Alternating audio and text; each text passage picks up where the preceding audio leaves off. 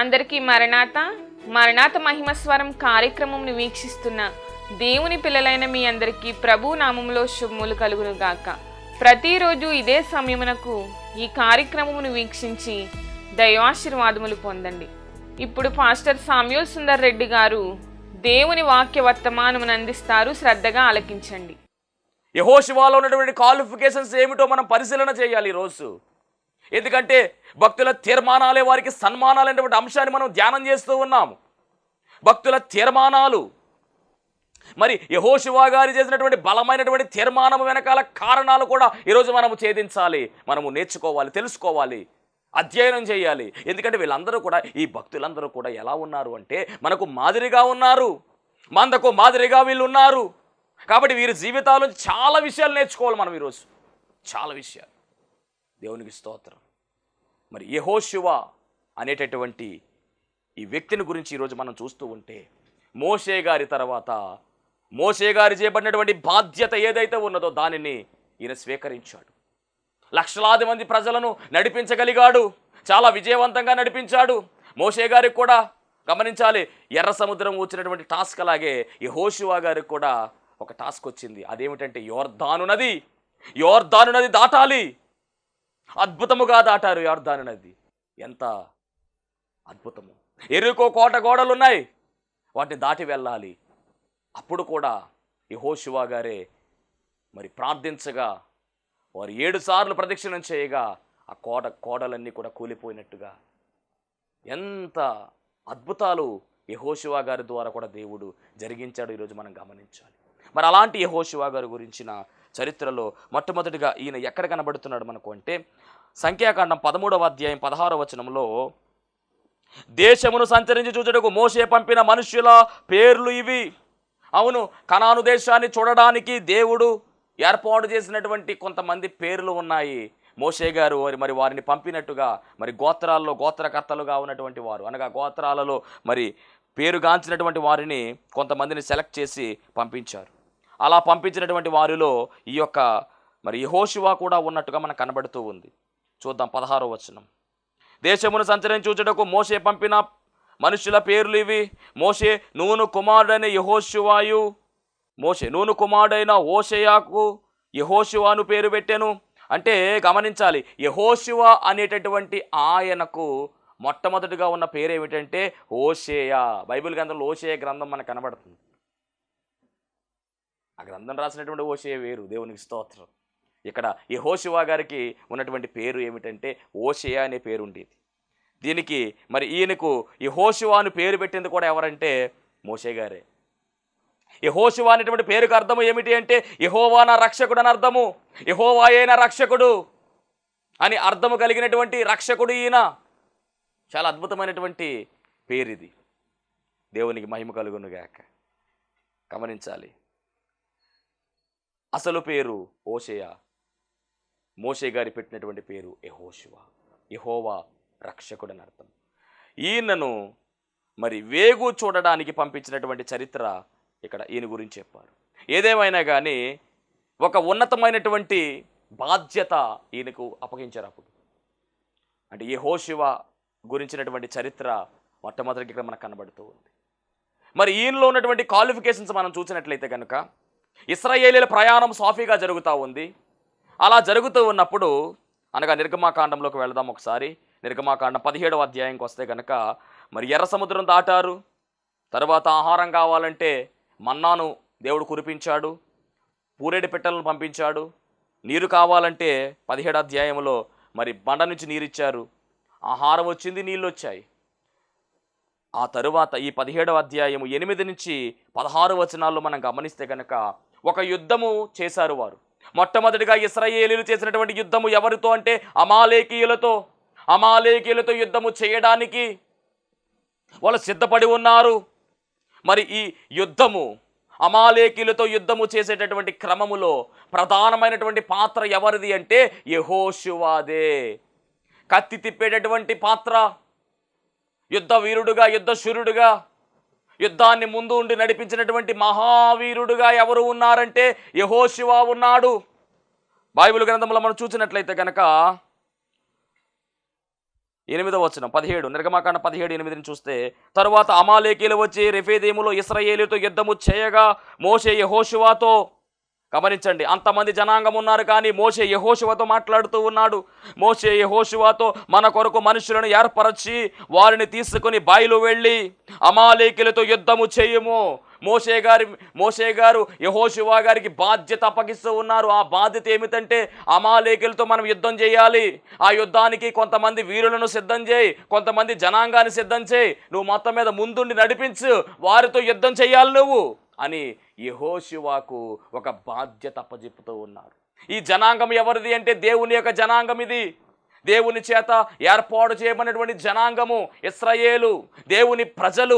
ఈ ప్రజలను నడిపించే క్రమములో శత్రువైనటువంటి మరి అమాలేకీలు వస్తూ ఉంటే, వీరి మీద అటాక్ చేయడానికి వస్తూ ఉంటే, వీరికి మరి కాపాడడానికి ఒక రక్షకుడుగా, ఈయన పేరే రక్షకుడుగా కొంతమందిని తీసుకుని యుద్ధం చేయడానికి కత్తి పట్టుకుని ముందుకు వెళ్ళేటటువంటి గొప్ప పని ఈయన పూనుకున్నారు. ఎవరు అంటే ఈ యెహోషువ.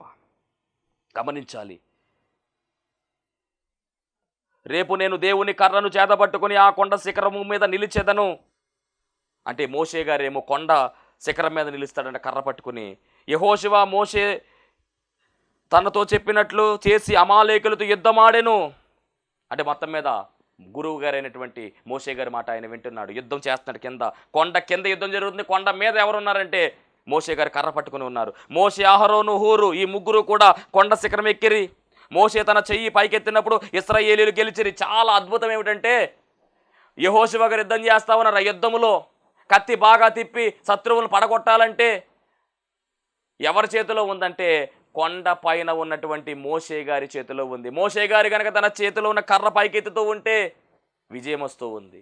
కర్ర కనుక కిందకి దింపుతూ ఉంటే అపజయం వస్తూ ఉంది. రిమోట్ కంట్రోల్ అంతా కూడా ఎవరి దగ్గర ఉంది అంటే మోషే గారి దగ్గర ఉంది. దేవుని మహిమ కలుగునుగాక. ఆ కర్ర ప్రార్థనకు సాదృశ్యము.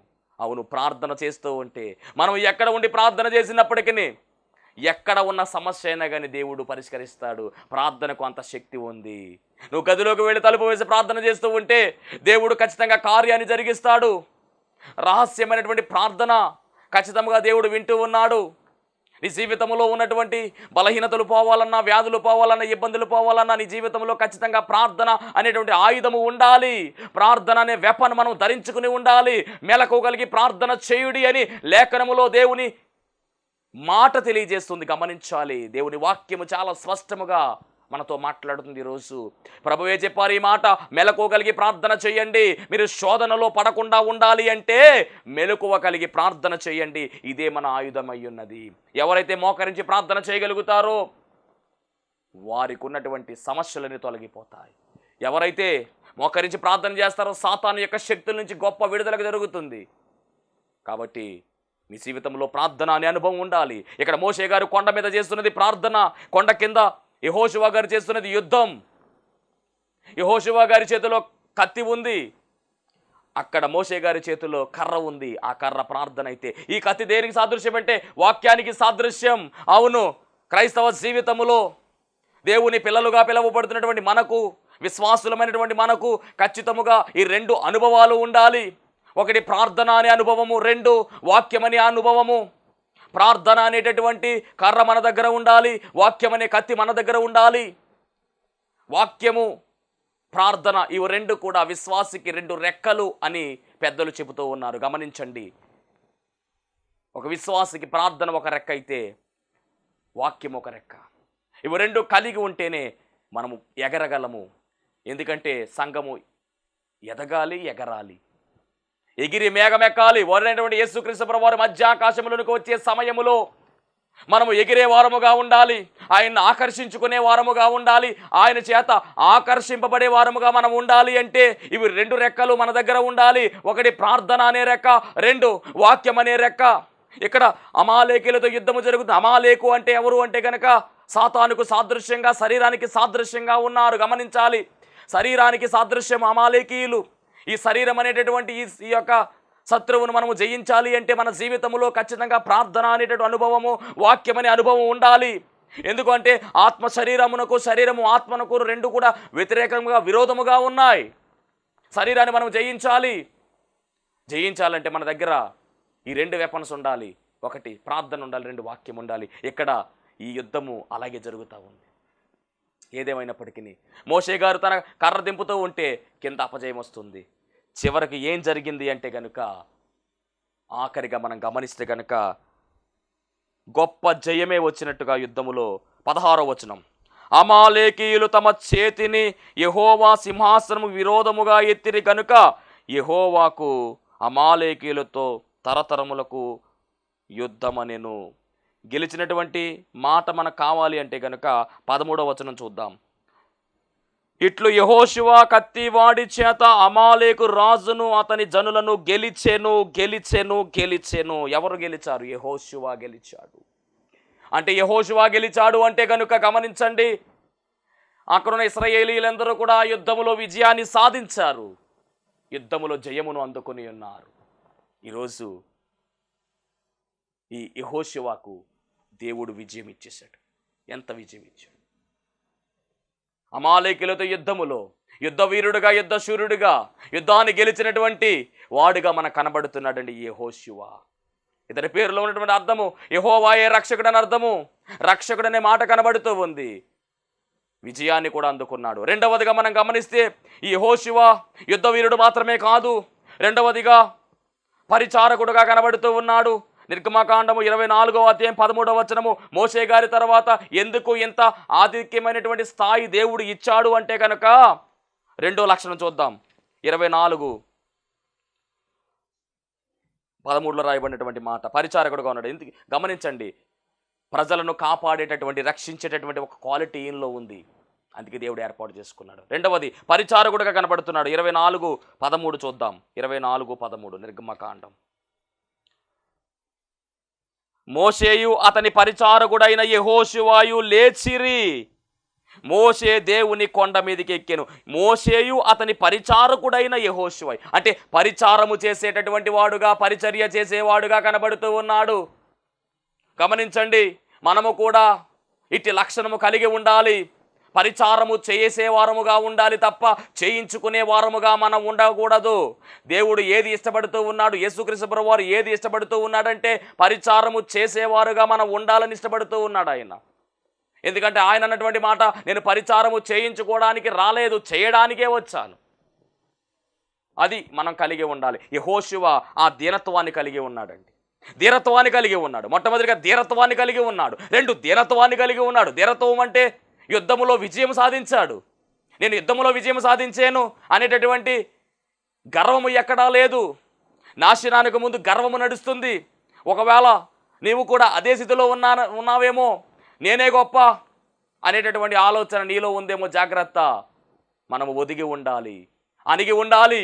ధీరత్వము కలిగి ఉంటే దేవుడే మనల్ని హెచ్చిస్తాడు.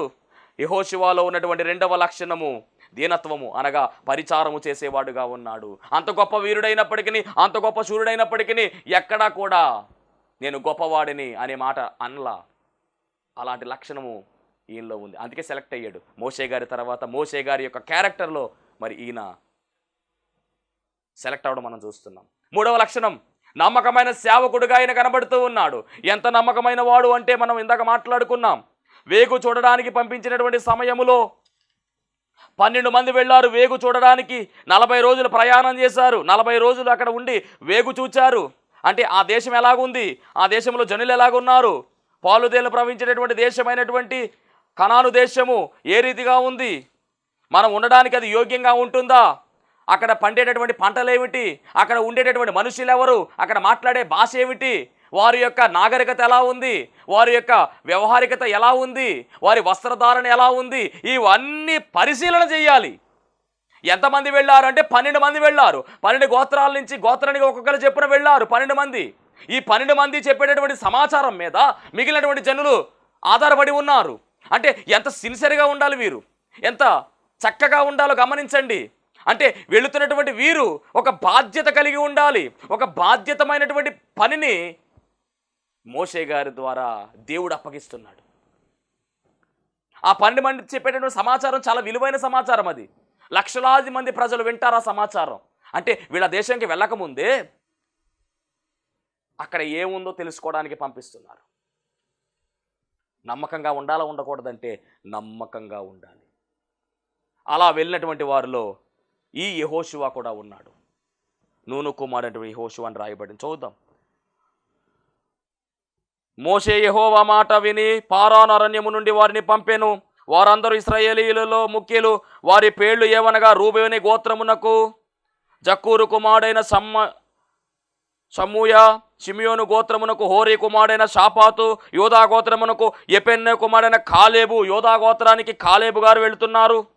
అలాగే మనం గమనిస్తే కనుక ఇక్కడ నూను కుమారుడు అయినటువంటి యెహోషువ వెళుతున్నట్టుగా రాయబడింది. దేవుని మహిమ కలుగును గాక. కాబట్టి ఏదేమైనప్పటికీ ఒక బాధ్యతాయుతమైనటువంటి పనికి 12 మంది సెలెక్ట్ అయ్యారు. వాళ్ళు వెళ్ళారు. వాళ్ళు వెళ్ళినప్పుడు 40 రోజులు కూడా సంచారం చేశారండి.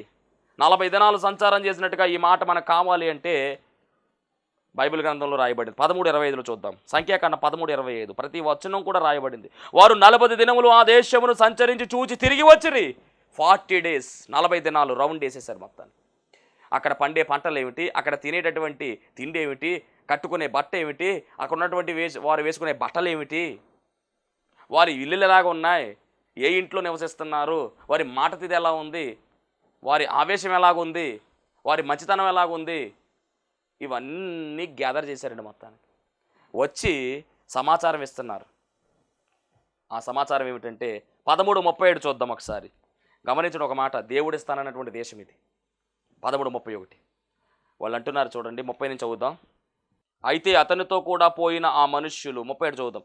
అయితే అతనితో కూడా పోయిన ఆ మనుష్యులు, ఆ జనులు మనకంటే బలవంతులు, మనము వారి మీదికి పోజాలమనిరి, మరియు వారు తాము సంచరించి చూచిన దేశమును గూర్చి ఇశ్రాయేలీలతో చెడ్డ సమాచారము చెప్పి, మొత్తానికి చెడ్డ సమాచారం చెబుతూ ఉన్నారు.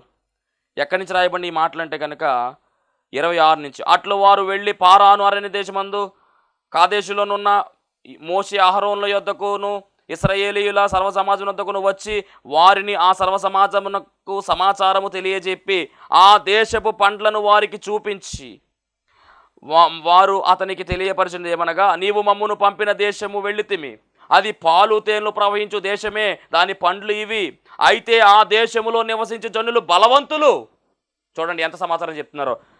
బలవంతులు వారు, వారి పట్టణములు ప్రాకారములు మిక్కిలి గొప్పవి, మరియు అక్కడ అనాకీయులను చూచితిమి. అమాలేకీయులు దక్షిణ దేశంలో నివసించుచున్నారు, ఇత్తీలు, యెబూసీయులు, అమోరీయులు కొండ దేశంలో నివసించుచున్నారు అని మొత్తానికి వారి గురించి చెప్పుకుంటా ఏమన్నారంటే లాస్ట్లో, అయితే మరియు వారు తాము సంచరించి చూసిన దేశమును గూర్చి ఇశ్రాయేలీయులలో చెడ్డ సమాచారము చెప్పి ఆ జనులు మనకంటే బలవంతులు, మనము వారి మీదికి పోజాలు. మొత్తం మీద వాళ్ళ బలవంతులు, మనం వెళ్ళలేం, మనం ఫైట్ చేయలేం, ఇది కరెక్ట్ కాదు అని తేల్చేశారు. ఎవరు అంటే కనుక ఈ 12 మంది. గమనించండి, వేగు చూడడానికి వెళ్ళినటువంటి 12 మంది ఈ సమాచారం చెబుతూ ఉన్నారు. అలా చెబుతూ ఇంకో మాట అంటూ ఉన్నారు, మేము సంచరించిన దానిలో మాకు కనబడిన జనులందరూ ఉన్నత దేహులు. అక్కడ నెఫీల సంబంధులైన అనాకు వంశపు నెఫీలను చూచితిమి. మా దృష్టికి మేము మిడతల వలె ఉంటిమి, వారి దృష్టికి అట్లే ఉంటిమి. మనం వెళ్ళామంటే వాళ్ళ పెద్దోళ్ళు, ఉన్నత దేహులు, చాలా పొడవైనటువంటి మనుషులు, భయంకరమైన మనుషులు. మనం మిడతల్లా ఉంటాం, వాళ్ళేమో ఏనుగుల్లా ఉంటారు. వద్దు, మనకు వెళ్ళొద్దు, ఆ దేశానికి వెళితే మనం అయిపోతాం అని సమాచారం చెప్తున్నారండి. అలా సమాచారము చెబుతున్నటువంటి ఆ సమయములో గమనించండి, ఆ సమయములో 10 మంది ఈ సమాచారం చెప్తుంటేనండి, 12 మందిలో 10 మంది మనం వెళ్ళడం మంచిది కదని చెప్తూ ఉంటే 2 అయితే మట్టికి వ్యతిరేకంగా చెప్పారు. వీళ్ళది చెడ్డ సమాచారం చెప్పారు 10 మంది కూడా, కానీ 2 అయితే మట్టికి అద్భుతంగా మాట్లాడారు. ఆ 2 ఎవరు అంటే, ఒక ఆయన కాలేబు గారు అయితే ఒక ఆయన యెహోషువ. వీళ్ళిద్దరు ఇచ్చిన సమాచారం చూస్తే చాలా ఆశ్చర్యం కలుగుతుంది, చాలా ఆశ్చర్యం కలుగుతుంది. కానీ గమనించండి, ఈ ప్రజలు ఈ 10 మంది చెప్పినటువంటి ఈ మాటలు, ఈ చెడ్డ సమాచారం, లేని వార్త పుట్టించడం, ఇది బాగా వాళ్ళకి ఎక్కేసింది. వాళ్ళు భయపడిపోయారు. భయపడిపోయి ఒకటే గొల్లు చేస్తున్నారంట. చూద్దాం ఒకసారి 14వ అధ్యాయము 3వ వచనం. ఆ సర్వ సమాజము, అయ్యో ఐగుప్తులో మేమేలా చావలేదు, ఈ అరణ్యమందు మేమేలా చావలేదు, మేము కత్తివాత పడునట్లు యెహోవా మమ్మును ఈ దేశంలోనికి ఎలా తీసుకుని వచ్చెను. మా భార్యలు మా పిల్లలు కొల్లపోవుదురు, తిరిగి ఐగుప్తును వెళ్ళుట మాకు మేలు కదా అని వారితో అనిరి. ఇలా ఇంకా చాలా గొల్లు చేసేశారు మొత్తానికి. అప్పుడు ఆ సర్వ సమాజం ఎలుగెత్తి కేకలు వేసెను. ఆ ప్రజలు ఆ రాత్రి ఎలుగెత్తి ఏడ్చిరి.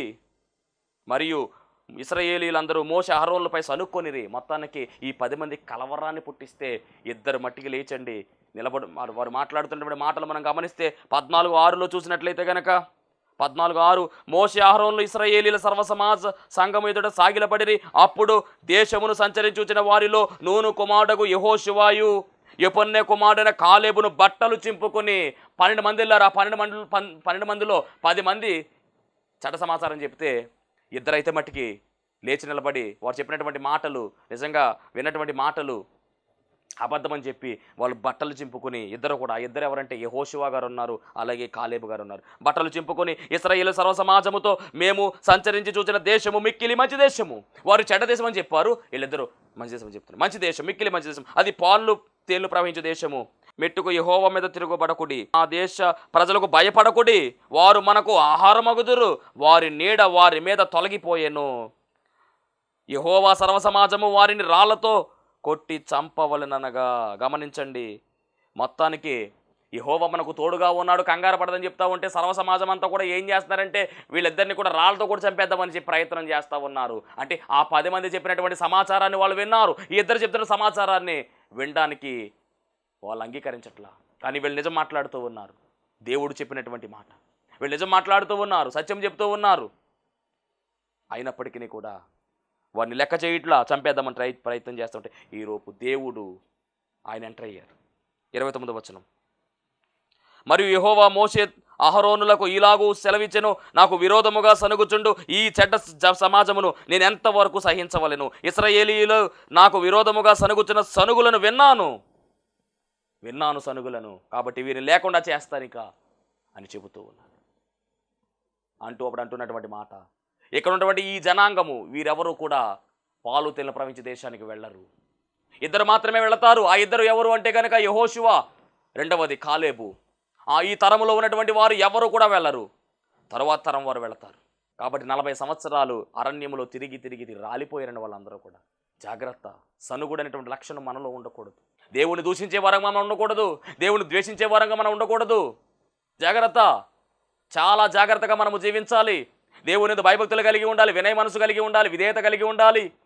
ఇవన్నీ మనం కలిగి ఉండి ముందుకు వెళ్ళాలి. ఇక్కడ యెహోషువ గారి జీవితంలో మనం చూస్తూ ఉన్నాం, యెహోషువ అలాగే కాలేబు ఇద్దరు కూడా సత్యము ప్రకటించారు.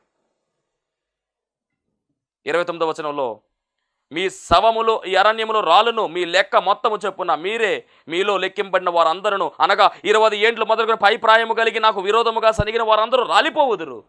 అంటే 20 సంవత్సరాలు కింద ఉన్నటువంటి వారు మాత్రమే, 20 సంవత్సరాలు కింద ఉన్నటువంటి వారు మాత్రమే వాళ్ళు పెద్దోళ్ళైన తర్వాత వెళతారు. మిగిలినటువంటి వారు అందరూ రాలిపోతారు. కానీ యెఫున్నె కుమారుడైన కాలేబు, నూను కుమారుడైన యెహోషువ తప్ప మిమ్మును నివసింప చేయుదునని నేను ప్రమాణము చేసిన దేశమందు మీలో ఎవరూ ప్రవేశించారు, వాళ్ళిద్దరే వెళతారు.